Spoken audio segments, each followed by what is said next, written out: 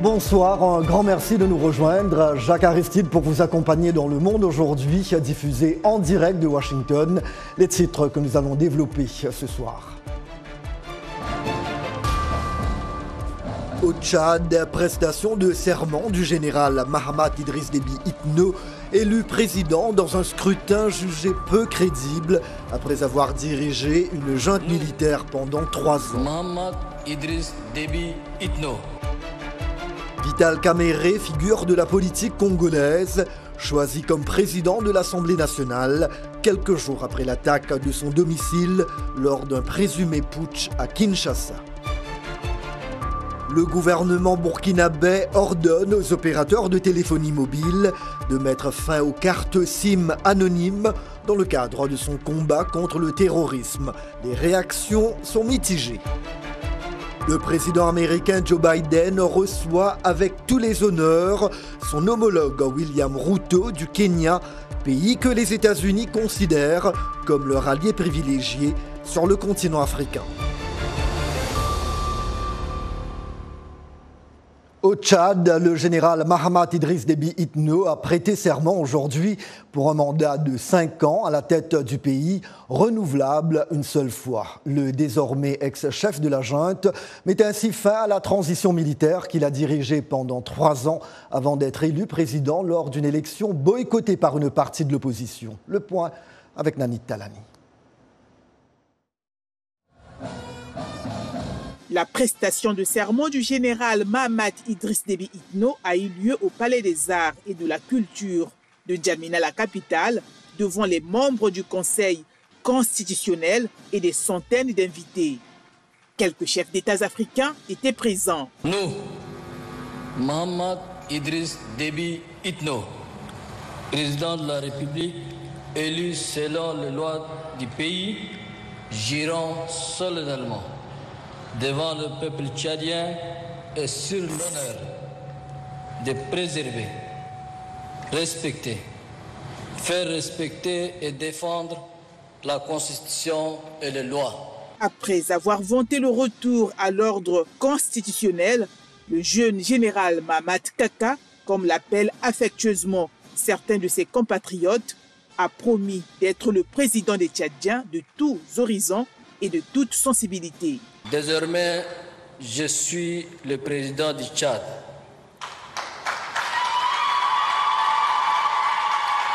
Désormais, je suis le président du Tchad, le président des Tchadiens de tous les horizons et de toutes les sensibilités.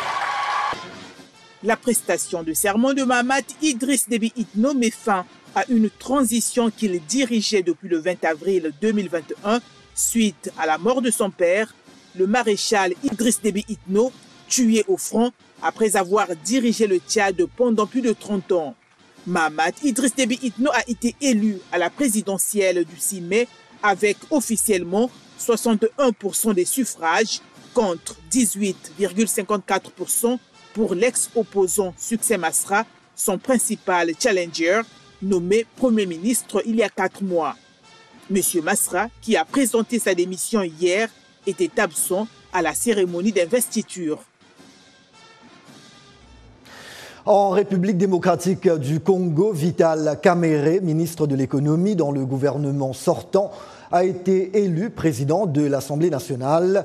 Cette élection de Kamerhe au perchoir intervient 3 jours après l'attaque de son domicile lors d'une présumée tentative de coup d'État. Les détails avec Yacouba Ouedraogo.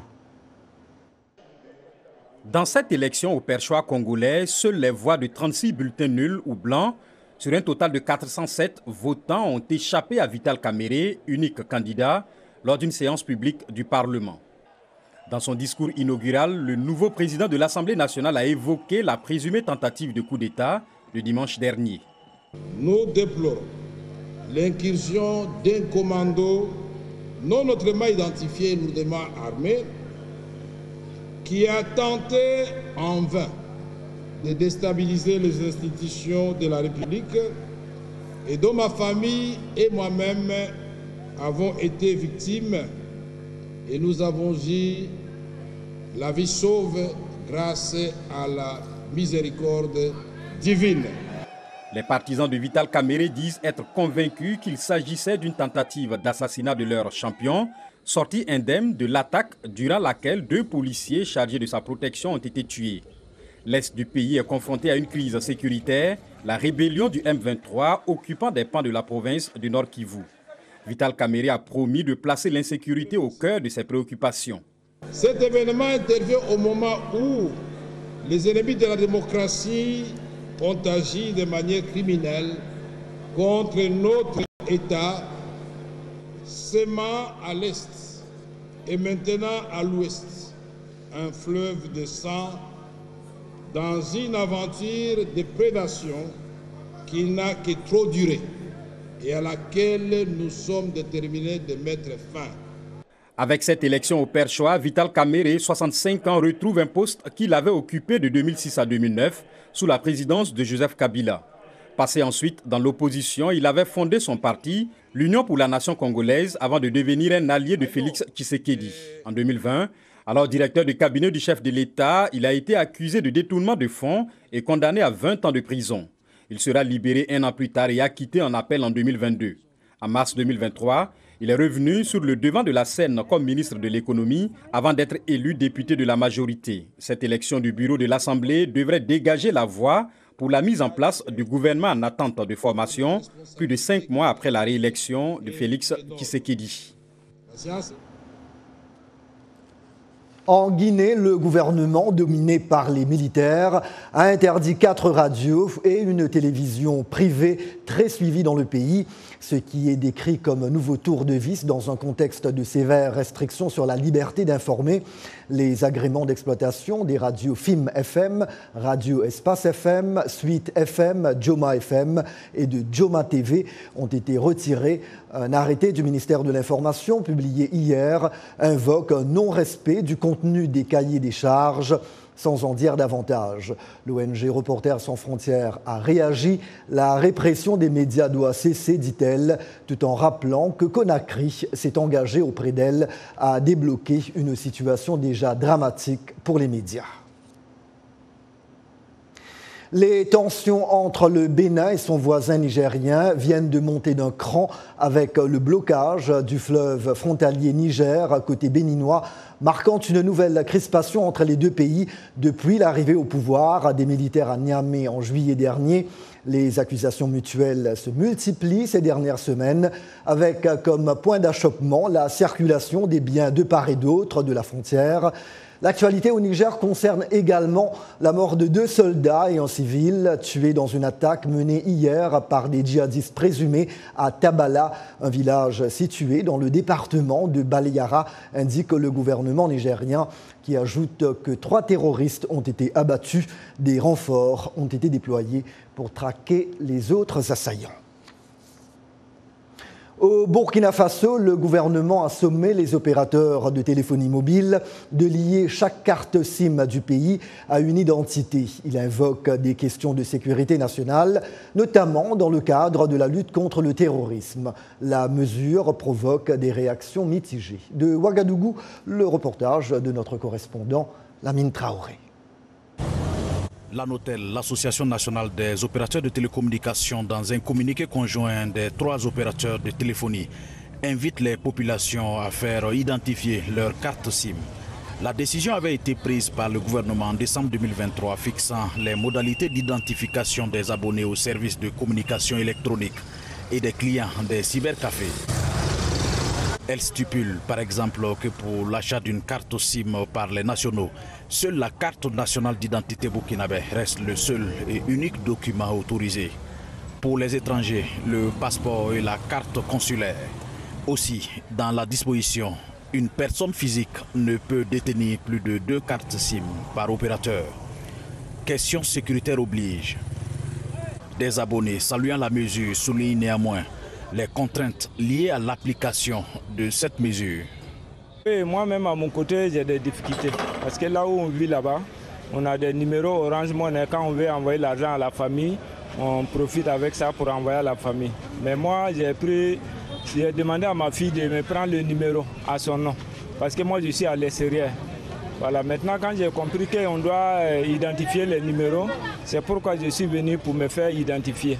Je suis arrivé, on m'a indiqué dans un autre endroit, je suis allé là-bas, on m'a donné un numéro. J'ai pris les tickets là, je vois que je suis assis pendant 1 heure du temps comme ça. Je vois que ça me fait perdre du temps. Au ministère de la Transition digitale, on encourage ceux qui ne sont pas encore identifiés à le faire, sinon ils subiront des désagréments. Les abonnés non identifiés ne pourront pas bénéficier du service de communication électronique, c'est-à-dire la voix, Internet, mais aussi tous les services connexes, comme les services de paiement mobile, les services de mobile banking. Donc c'est vraiment des effets dommageables. Donc nous, vraiment, on encourage les populations à s'identifier. L'identification a pris fin le 16 mai dernier. On ne sait pas encore si elle sera prolongée. Certains abonnés des services de téléphonie mobile ont commencé à constater des perturbations auprès de leur opérateur de téléphonie, comme par exemple dans les transferts d'argent ou la désactivation de leur carte SIM. Lamine Traoré pour VOA Afrique, Ouagadougou. Le président américain Joe Biden déploie ce jeudi tous les fastes d'une visite d'État pour son homologue kényan William Ruto à Washington. Dans un communiqué publié cet après-midi, la Maison-Blanche indique que le président Biden va promouvoir le Kenya au rang diplomatique d'allié majeur non membre de l'OTAN. C'est un symbole puissant de la relation étroite entre nos deux pays, ajoute l'exécutif américain. Ce titre donne droit à des liens privilégiés avec les États-Unis au moment où la Chine et la Russie sont de plus en plus actives sur le continent africain. Nathalie Barge revient sur une réunion entre les deux dirigeants et des chefs d'entreprise hier. Joe Biden et William Ruto ont participé à une réunion sur l'innovation technologique avec des chefs d'entreprise. Le président américain a vanté un partenariat qui fonctionne bien entre les deux pays. Nous lançons une nouvelle ère de coopération technologique entre le Kenya et l'Amérique avec des échanges et investissements dans les domaines de la cybersécurité, de l'intelligence artificielle et des semi-conducteurs. Ces progrès sont dus en grande partie aux dirigeants présents autour de cette table. Joe Biden affirme que la coopération entre les États-Unis et le Kenya aura des retombées positives en Afrique et même bien au-delà du continent, selon lui. La vice-présidente Harris est en train de mettre en place un partenariat public-privé pour accroître les investissements et l'innovation. Notre coopération n'est pas seulement importante pour nos propres citoyens, mais aussi pour ceux du monde entier. Louant 60 ans d'amitié solide entre le Kenya et les États-Unis, William Ruto a fait entendre à plusieurs reprises qu'il attendait beaucoup de cette coopération, à commencer par la réalisation concrète de nouveaux investissements et projets. Kenya is a young tech country. Le Kenya est un jeune pays technologique. Et comme vous l'avez dit, nous avons passé beaucoup de temps à travailler avec nos entreprises et nos investisseurs. Nous avons établi le jumelage entre Silicon Savannah au Kenya et Silicon Valley aux États-Unis. Monsieur Ruto a vanté la qualité des relations entre les deux pays, tout en mettant l'accent sur l'avenir prometteur de la jeunesse kenyane. Notre jeune population talentueuse, éduquée et innovante, ainsi que la technologie américaine de pointe et les investisseurs avides d'opportunités, non seulement au Kenya, mais aussi sur notre continent, sont parfaitement adaptés en ce moment. Au plan sécuritaire, Washington compte sur le Kenya pour faire face à la crise en Haïti, où Nairobi va envoyer des policiers chargés de diriger une mission. William Ruto a par ailleurs évoqué ses craintes sur la Somalie voisine, où l'Union africaine va retirer ses troupes. D'autre part, Joe Biden va demander au Congrès d'accorder au Kenya le statut d'allié majeur non OTAN, ce qui en ferait le premier pays d'Afrique subsaharienne parmi 18 autres États bénéficiant déjà de privilèges militaires et diplomatiques à travers ce statut. Les conflits ont contraint un nombre record de personnes dans le monde à se déplacer à l'intérieur de leur pays, des habitants forcés de fuir leur foyer pour aller vivre dans des camps. Comme le rapporte Henry Ridgwell, ce chiffre a énormément augmenté au cours des 5 dernières années. Antoine Roger Bolamba pour le récit.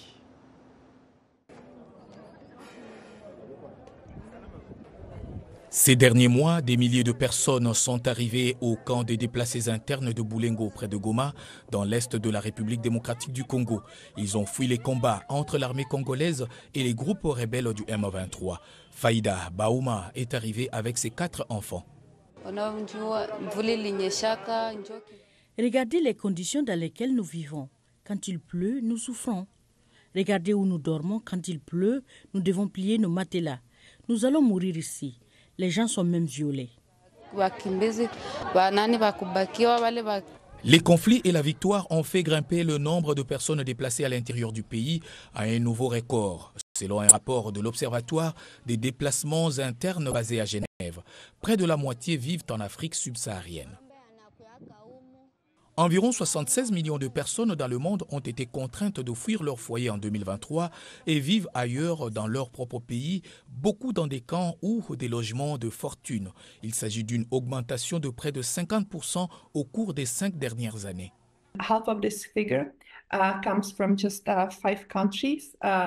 La moitié de ce chiffre provient de seulement 5 pays, dont le Soudan, la République démocratique du Congo, la Colombie, le Yémen et la Syrie. Et ces pays ne sont généralement pas visibles dans les gros titres des médias. Le Soudan compte la plus grande population de déplacés internes au monde, avec plus de 9 millions de personnes. La plupart ont été contraintes de fuir leur foyer après le début du dernier conflit civil en avril 2023. Environ 4 Palestiniens sur 5 ont été contraints de fuir leur maison dans la bande de Gaza en raison du conflit entre Israël et le Hamas, selon les auteurs du rapport. Les frontières étant fermées, la plupart n'ont nulle part où aller. Près de 8 millions de personnes déplacées à l'intérieur de leur pays ont été forcées de fuir en raison de catastrophes naturelles. Le tremblement de terre de février 2023, qui a frappé la Turquie et la Syrie, a provoqué 4,7 millions de déplacements. Le cyclone Freddy, qui a frappé l'Afrique australe en février et mars de l'année dernière, a entraîné le déplacement de 1,4 million de personnes. Voilà pour la première partie de votre journal, mais s'il vous plaît, n'allez nulle part ailleurs. Bien d'autres sujets encore à venir, dont un gros plan sur de jeunes reporters américains qui tentent de combler le vide laissé par la disparition des journaux locaux.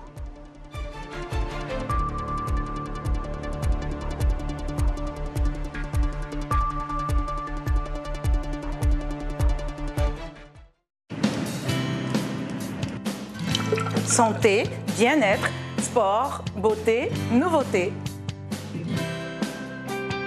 Carnet de santé est l'émission hebdomadaire qui vous veut du bien. Des chroniques, des reportages, des témoignages recueillis sur le continent et ailleurs. Chaque semaine, je vous donne rendez-vous pour une consultation avec nos experts.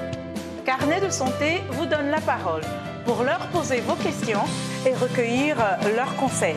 De Washington, Linor Moudou vous propose Carnet de santé, votre nouvelle émission de santé de la Voix de l'Amérique.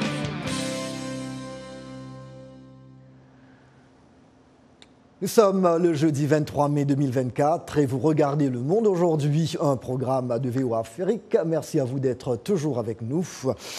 Alors ici aux États-Unis, à l'heure où les journaux locaux sont contraints de mettre la clé sous la porte, il y a de moins en moins de médias dédiés à la couverture des communautés locales.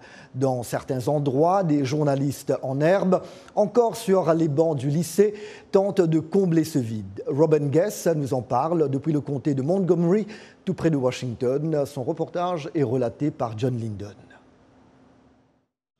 La salle de rédaction du lycée Walter Johnson et ses élèves journalistes couvrent l'actualité du comté de Montgomery dans le Maryland, qui a connu un déclin des médias locaux, bien qu'il s'agisse de l'un des comtés les plus riches du pays. Je pense que les nouvelles de la communauté sont vraiment importantes parce que dans notre région, il y avait beaucoup de journaux. Il y a 20 ans, 8 journaux couvraient cette région.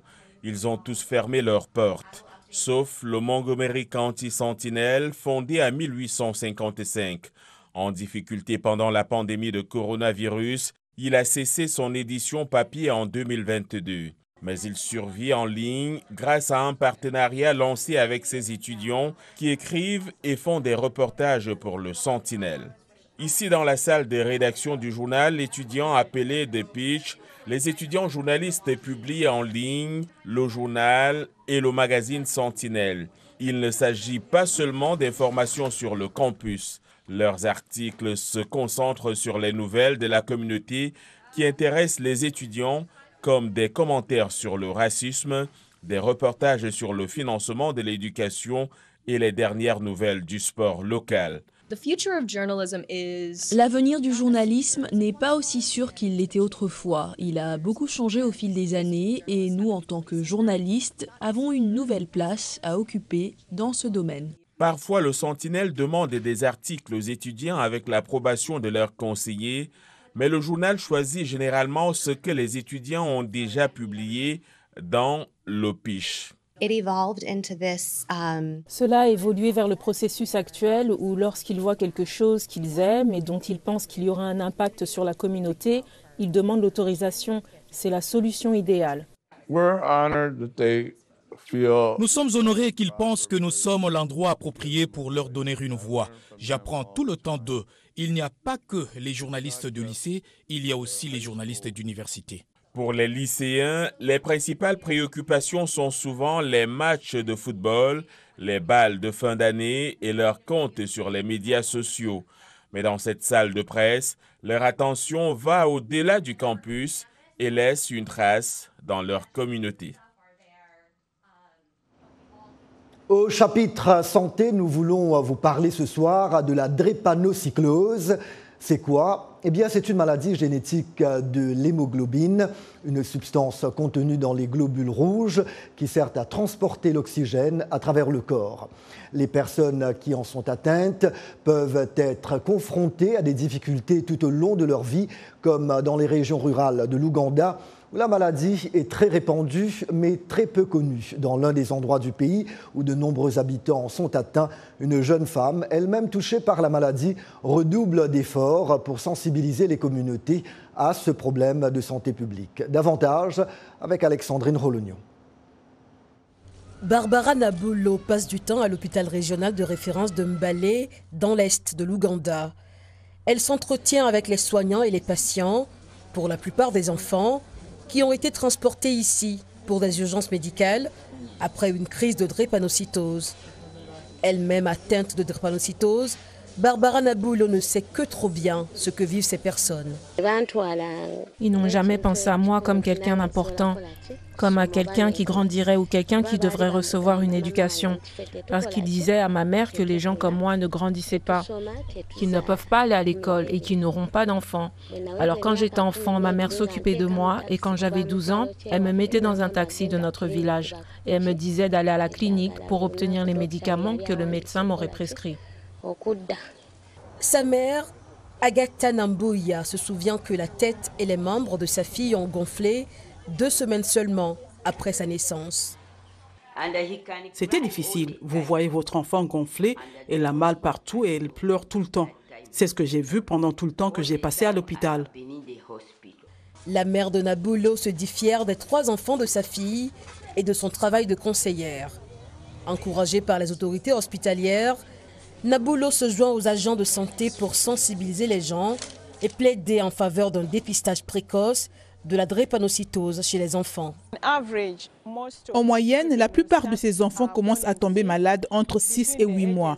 Lorsque l'enfant atteint 10 ans, il aura été admis plusieurs fois si nous ne lui administrons pas certains de ces médicaments préventifs. L'hôpital de référence de Mbale s'occupe de centaines de patients qui arrivent des villages voisins pour prendre des médicaments. Nombre d'entre eux reçoivent des doses d'hydroxyurée, un médicament qui peut réduire les périodes de douleur intense et d'autres complications. Je dirais que c'est un médicament miracle parce qu'il a changé le cours de la prise en charge des enfants drépanocytaires. Avant, nous étions tellement frustrés, vous savez. Vous vous occupez d'un enfant, puis il atteint l'âge de 12 ans et il a tellement de complications que même vous commencez à souhaiter à dire « cet enfant, à cause de ce traumatisme, l'hydroxyurée a changé la donne. Elle améliore la qualité de vie de ses patients. » L'un des patients du docteur Abezo est Elungat John, qui à 23 ans paraît plus jeune en raison d'un retard de croissance. Avant ses 2 ans, il tombait malade, mais nous ne savions pas de quelle maladie il s'agissait. Nous avons donc confirmé sa maladie lorsqu'il avait 2 ans à Atoutoulou. Et c'est à partir de là que nous avons commencé à nous battre avec lui jusqu'à aujourd'hui. La drépanocytose, qui peut retarder la croissance physique, est plus fréquente dans les régions sujettes au paludisme, notamment en Afrique et en Inde. L'Organisation mondiale de la santé estime que la prévalence de la drépanocytose atteint 45% dans certaines régions de l'Ouganda.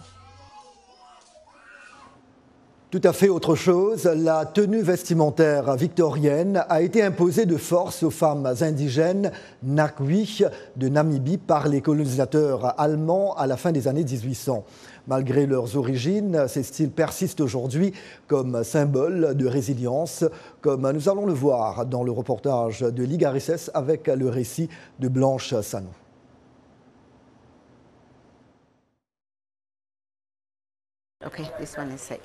Dans le quartier des affaires de Windhoek, une boutique de vêtements est rapidement devenue le lieu incontournable de la dernière tendance du pays, les Orokis.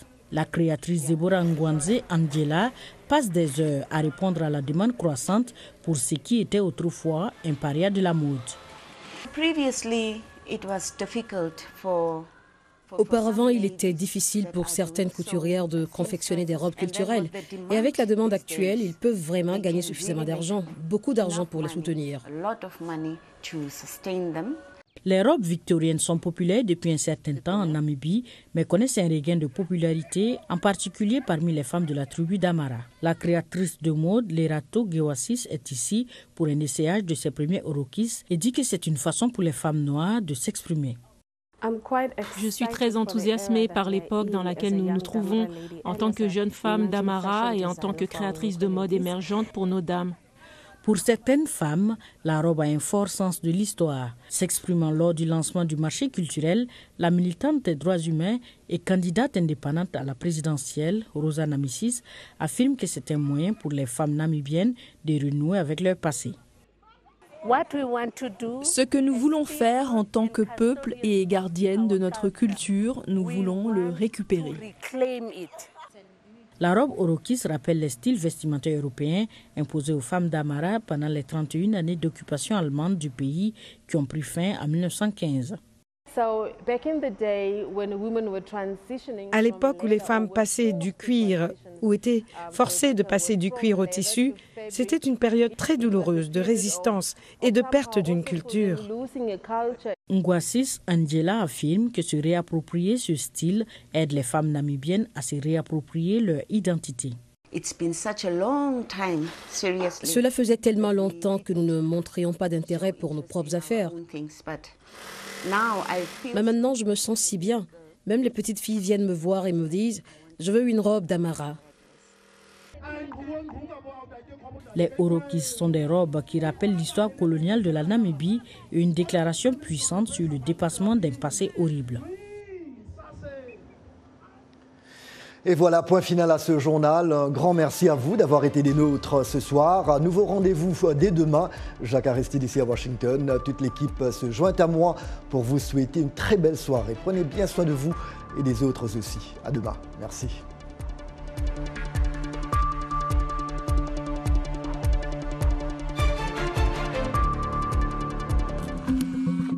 Le Sahel, une région à la croisée des chemins. Focus Sahel, votre nouvelle émission sur VOA Afrique. Crise sécuritaire, montée de l'extrémisme, déplacement de populations, influence étrangère. VOA Afrique braque ses projecteurs sur la bande sahélo-saharienne pour vous aider à comprendre les enjeux qui sévissent dans cette région et les événements qui rythment la vie de ces pays. Retrouvez nos équipes à Washington et nos correspondants sur le terrain pour des reportages, des analyses et des interviews. Pour tout comprendre sur le Sahel, rendez-vous tous les mardis à 18h temps universel sur VOA Afrique, voaafrique.com et toutes nos plateformes digitales.